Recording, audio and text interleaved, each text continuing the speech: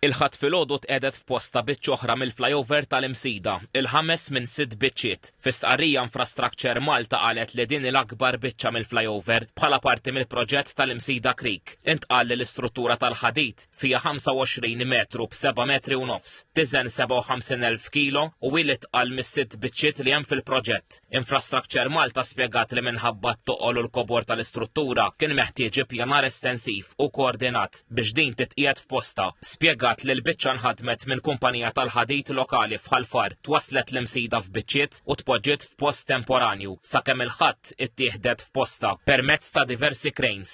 Intqal li biex ikun hemm aktar stabbiltà u sigurtà fl-irfieq, l-istruttura bdiet titmexxa minn żewġ cranes fl-istess waqt. Infrastructure Malta qalet li dan l-iżvilupp jimmarka pass importanti l qudiem fit-tlestija ta' dan il-proġett. Il-kap eżekuttiv ta' Infrastructure Malta, Stephen Lul, innota li x-xogħol fl-Imsida baqa' dej b'ritmu qawwi ħafna fis-sajf.